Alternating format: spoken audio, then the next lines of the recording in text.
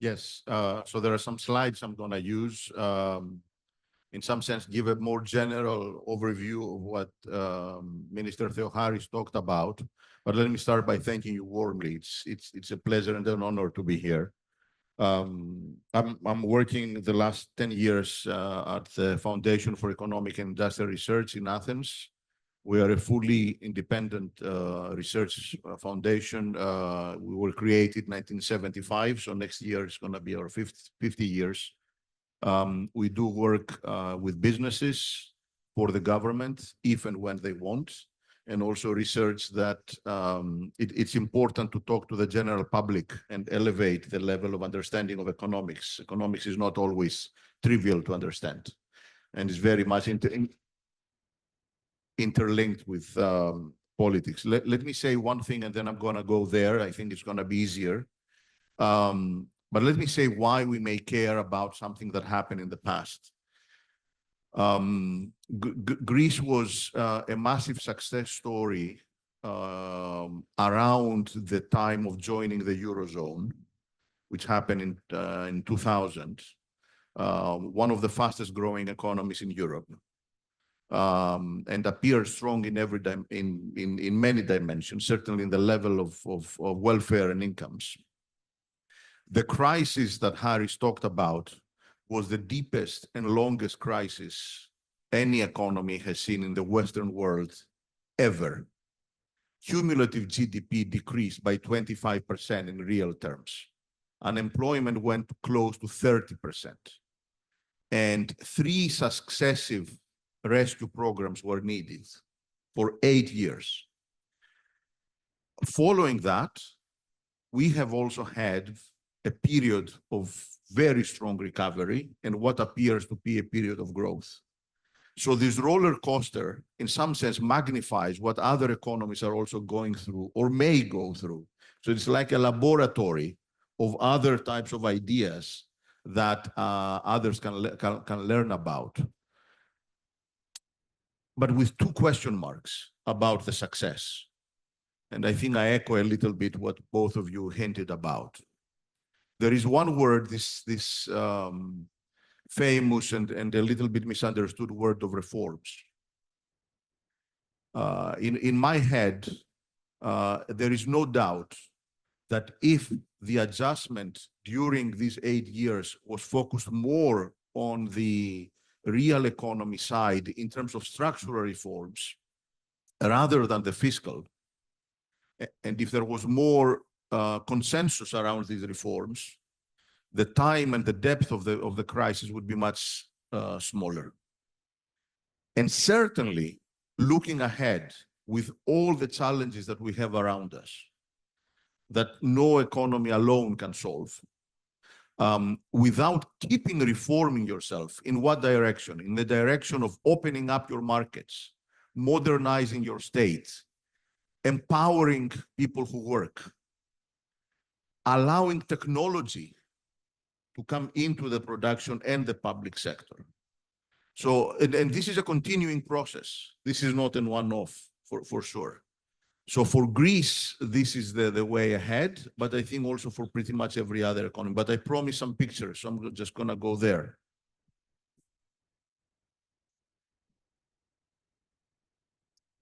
Okay. This is in 4 panels, the roller coaster of the Greek economy, starting in 2001, when was the entry into the Eurozone. By the way, Greece entered what was then called the European Economic Community in 81. It was the 10th member. The only other not extremely rich economy was Ireland at the time. Greece joined 5 years before Spain and Portugal. Okay? So Greece has always very much been at the core of European and other international institutions. So Greece abandoned its own currency, the drachma, in 2001. And if you focus on the first half of the panels, you can actually see consumption going up a lot. You can actually see even investment going up. You can actually also see the trade deficit deepening. because Greece adopted a hard currency. It was harder to export, and it was much cheaper, A, to import, and B, to also borrow money from abroad. So all this made the consumption balloon. You can also see that during this time, tourism was okay. In fact, in 2004, Athens organized the Olympic Games. And after that, there was also an increase of inflow of tourists into that.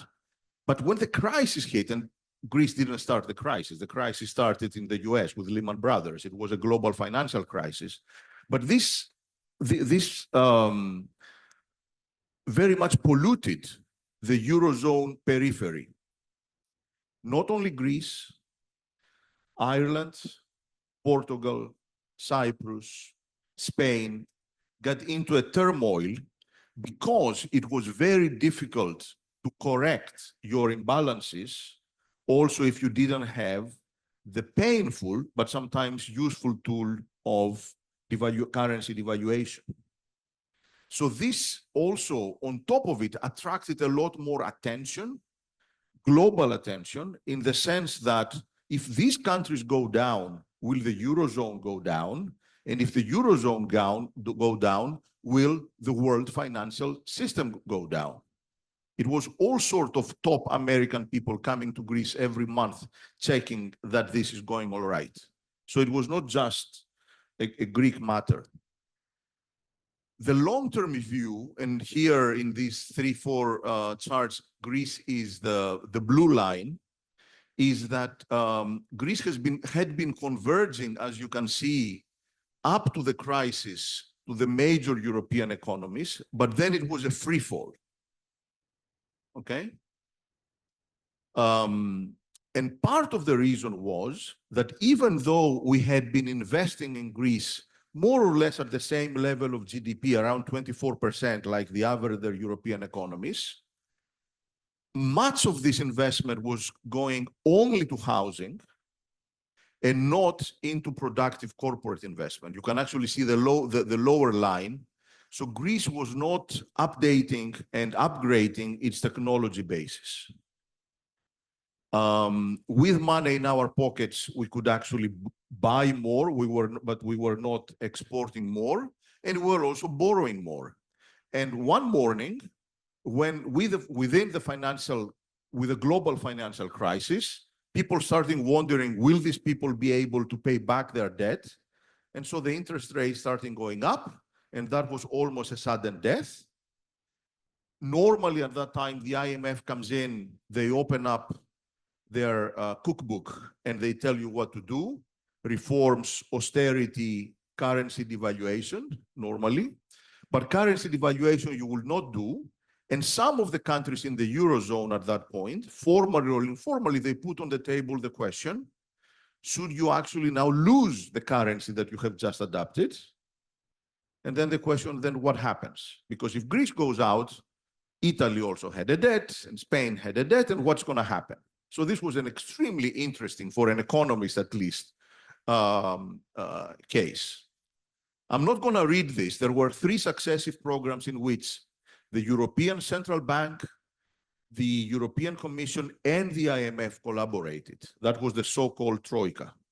And as Harry said, at the start, everybody thought this, or everybody was saying this would be a program that's going to last for 1.5 years. It lasted 8 years. It burned successive governments. It forced coalitions, and it ended in 2018. On the real economy side, there was a number of successes. There was significant deregulation of a formerly overregulated labor market. So the labor market became a lot more vibrant. We cut the growth in pensions, which was excessive, and we tied the pensions closer to contributions. We opened up product markets. Tax administration was, as Harry said, he was there at the time, was created as an independent authority and used electronic filing. And there was a number of other reforms, for instance, in the healthcare system, Greece was spending close to 6 billion euros. Greece is a country of, it was a country of about 11 million people, so a small country, obviously. We lost 500,000 people during the crisis because they left. So now we are 10.5. So that's the size. Greece was spending 6 billion euros for medicine. Pre-crisis, post-crisis, it is spending 2.5. So you can see the rationalization that the room that one had to do through reforms. So on the fiscal side, the programs were a success. Even early on, after 2 or 3 years, Greece actually exhibited fiscal balance. We cut expenses, we increased tax revenue, and we rationalized the spending. And actually, it was not very easy for people to vote for governments that would go to the parliament and they were going to tell the pensioners and the public servants, look, your salaries, your pensions are going to be cut 25%. Okay? People that were calling me on the phone from abroad, they said, are you going, through an unrest? Are you going towards a civil war? I said, don't worry, we're going to do it. So for the fiscal side was okay. At the end of the program, we had elimination of the fiscal deficits. But then the question was, if that was done in a way that was consistent with future growth, elimination of the trade deficits, but that was primarily done by reducing imports rather than increasing exports. So I'm talking now about 2018. Competitiveness was increased, but primarily through a decrease in that unit labor costs. We had some growth, but there was a question as to what's going to happen. And the success was that Greece stayed in the Eurozone. This was very important for the Eurozone. It was very important for Greece. But then the question was why politically this was even put in the table. Post 2018 and looking ahead, what we've had is that the huge decrease in investment that we saw is now starting to going the other way. So the last 4 or 5 years, investment in Greece of all types, corporate investments, construction and housing has returned, is going up. Importantly, foreign direct investment, in which Greece was a lagger relative to other European economies, is also doing well the last few years. And in exports, we have started a significant increase in the exports of products. A lot of companies that were able to survive this huge crisis rediscovered themselves in the sense of starting selling to the global markets rather than selling inwards. They became leaner and meaner.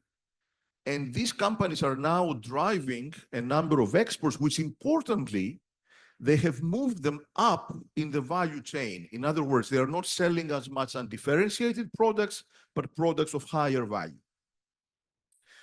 We need a lot more of that, however. Relative to economies of similar size, Greece is still the smaller exporter of products. So we have to keep doing this. You can also see industrial production going up. Post the COVID crisis, because, if you are unlucky, when you finish with 8 years of crisis, other crises come. The European Union set up a number of, within what they call Rescue EU and all these programs. One of the more important parts was the resiliency, the Recovery and Resiliency Plan, which had 2 parts: grants. So the EU borrowed money collectively to show solidarity, and then it distributed this to countries. Greece got the larger share, A, because it had the largest needs, and B, because it showed the best plan about what to do with this money. For an economy like Egypt, this is not serious money. But for an economy like Greece, this is serious money. So there is an inflow of about 21 billion euros that is going to be used to modernize the state and for basic infrastructure, and another 13 billion that is going to be loans. So this is ongoing, and it will be ongoing for the next 2 years. All sorts of construction that suffered during all of this period is now recovering. Greece needs to catch up in terms of its ports, airports, digital infrastructure. And actually, in a recent study that we did in our foundation, we calculated that in order to do all of the projects that have already been signed and assigned to companies, the number of people that work in the construction sector, from chief engineers to unskilled labor, has to grow by 250,000 people that we don't have. Tourism showed a very strong rebound after COVID, and unemployment rates and the banks are doing all right. Summary: the Greek economy has been hit by a number of crises. The deepest crisis, as we described, in a long time. It is now very strong. In my view, it has not yet reached its full potential. Combining its European ties and its location in this area that can become a global area, one can estimate that in a number of sectors and in terms of macroeconomics, the future can be very strong as long as it increases and deepens its ties with the neighboring economies. So thank you for the opportunity. Okay, so I can say, I guess, 5 quick sentences to surround your question. One is about the government, just to follow up a little bit. A government in different countries can mean different things. A government always also means power. But the days ahead are not easy days. So there has to be a plan, there has to be a structure, and also people that accept to be in the government have to be people that are willing to change, to make things change. If the idea is you go there just to shift power from here to there, that's probably not a great idea, even for them. In Greece, we've made some progress, but still not all the progress that has to be made. The second thing is that a country is not just the government. It's also other institutions. And the strength and the independence of other institutions, for the justice system, universities, think tanks, external relationships, are not only checks and balances, are very important for the cohesion of the whole story. We see countries, even as we speak, in Europe and elsewhere, that have very weak governments, yet the strength of the surrounding institutions are such that the countries are doing all right. And I'm thinking of large European economies. So it is very important, I believe, when we're thinking what sort of political architecture is important for the economy, that this is wide, that it has depth. This is not just 20 people running the country. The third thing is that it is important that you have a story and that there isn't too much uncertainty. The numbers that I showed you in Greece, that there were macroeconomic imbalances, there were reform gaps, all sorts of things. But what went wrong from day one was that there was no visibility.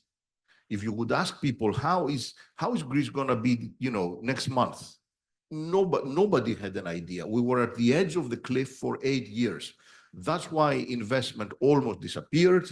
That's why people left. That's why nobody want to touch this, all right? So to have a story that I may have problems, but that's how I'm going to solve these problems, okay? That's what I can do, that's what I cannot do, all right? But to have a story, that's very important. Fourth thing, even if you have a story, you have to be prepared for things that are going to happen. And I fully agree. She hinted on that, the minister. I'm also worried about imbalances that are building up in the world economy, which, along with the geopolitical stuff, Even the last 2 months of the current year may be hard. Nobody knows how the next year is going to be. Global debt of the sovereign is going up.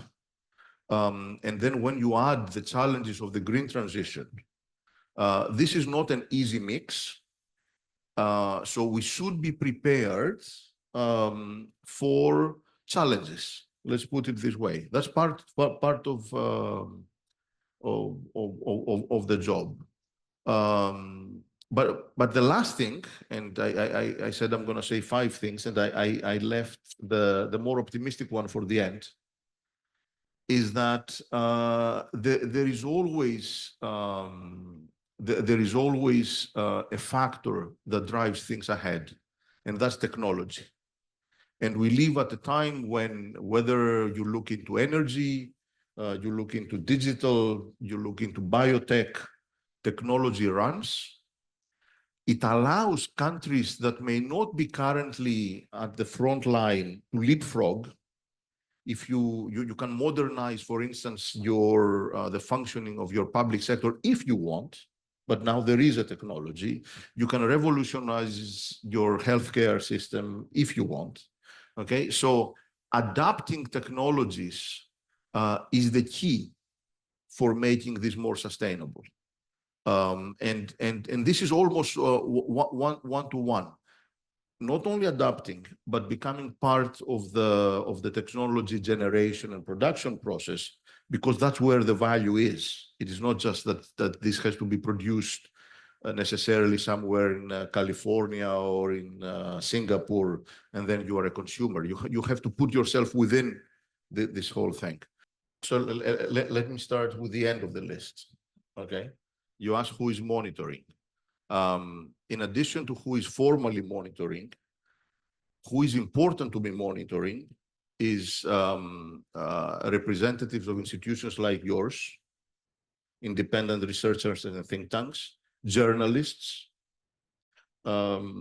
It's important that there is a wider transparency and check of what is happening.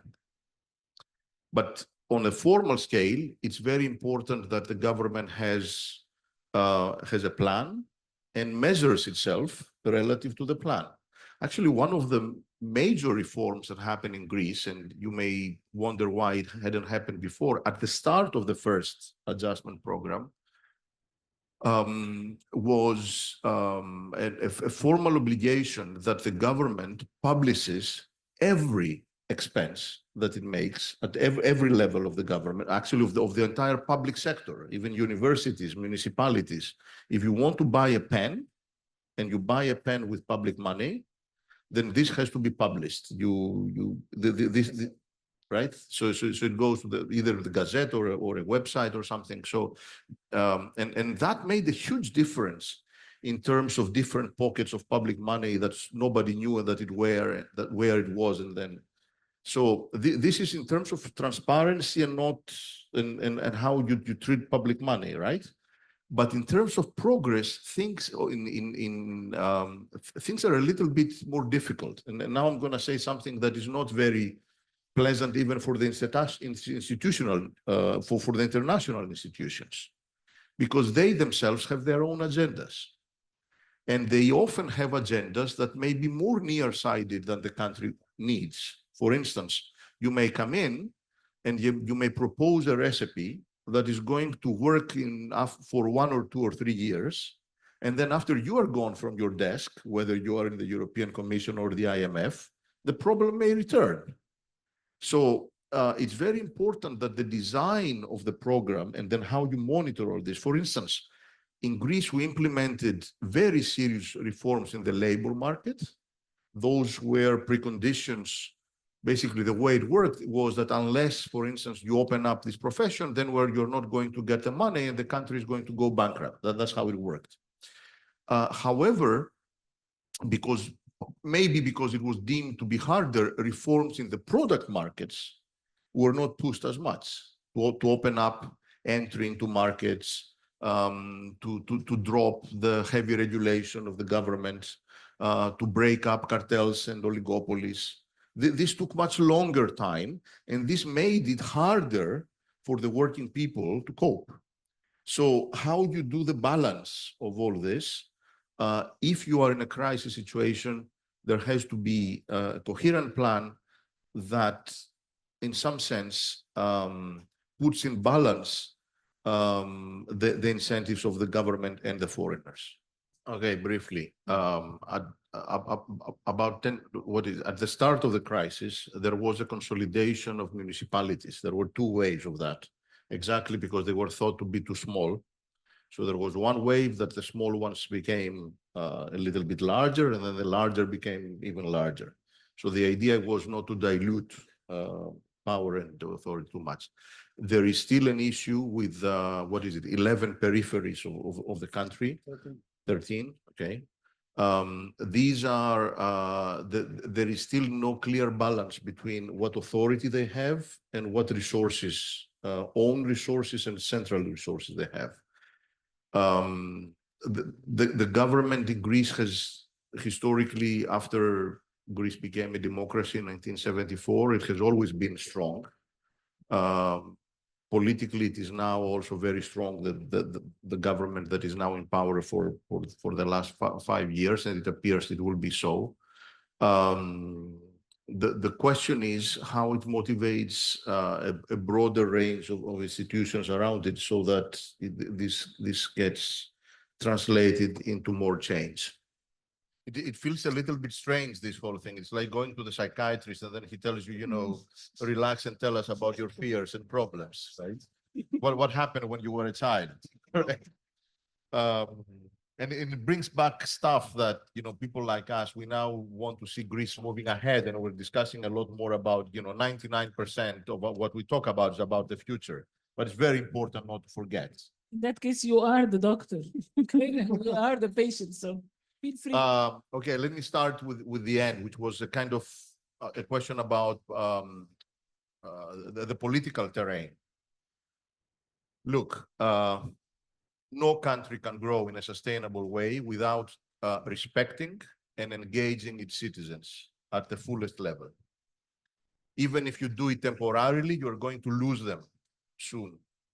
I think yesterday the 2024 Nobel Prize in Economics was announced, and it had to do with why the quality of institutions is important for growth. We had Daron Acemoglu at the IOBE last year talking to us about this stuff. So I'm with you if I understood your question correctly. Let me say something about the question about debt. The Greek debt is a very strange creature. It is still high. However, it is very long run, and the cost of servicing it has been capped. In that sense, what happened during the programs was not that the Greek problems were solved, the Greek debt problem was solved, but Greece was given the tools and the time, 20, 30, 40 years, once it gets stronger to manage it. So if you look at the numbers, it still looks the highest, but servicing the debt is not something that is burdening the Greek economy now, and it will not, at least for the next 5 years. I wanted to say also something about, of course, the help and the intervention of the foreign institutions has to be acknowledged, but that doesn't mean that they didn't make mistakes, and especially mistakes that undermine their credibility. When the first IMF program started in 2010, the IMF told the Greeks that this is the plan, and in 1 or 2 years, you will be out of the woods. And in 2 years, the situation was worse. And it was partly because this was a wider problem, pan-European, but it was also partly due to mistakes that the IMF itself had made. So many of these mistakes would not have been made if the Greek political class was more engaged and more responsible. So you have to tell them what is the problem. You have to explain what are the boundaries of what you can and what you cannot do. But certainly no country is an island. And you have to you know, it will be unwise not to get the help, the financial help, but also the technocratic help. The same goes about the participation in the EU. Participating in a group of strong economies, of course, gives you credibility, it gives you good trade conditions, but at the same time, it removes some degrees of freedom in terms of whether you can do industrial policy, whether you can keep your people in, stuff like that. The whole plan of the EU, and then with the euro as a tool, is that the European economy will become more and more and more integrated, in the sense that you will not, that maybe not now, but in 10, 20, 40 years, you will not be talking about German or French or Greek businesses or Spanish or Dutch or Cypriot universities, but all this is going to be mainly European.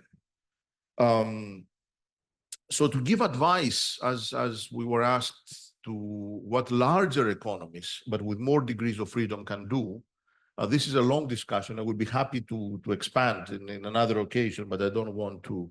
But I want to return to the one word that I think we all use, which is the credibility of these policies.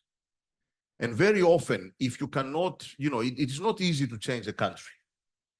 There are ways to do it. The sequencing of changes is important. It's important that, you know, an economy is a system, in the sense that you cannot say that I'm just going to change this, but I'm gonna let everything else unchanged, because this is not gonna work. But to build credibility, you have to show that you can deliver. And going in areas where there are problems, and you say, I'm gonna intervene, I'm gonna do this, and if not in 1, in 2 or 3 years, I'm gonna show you result.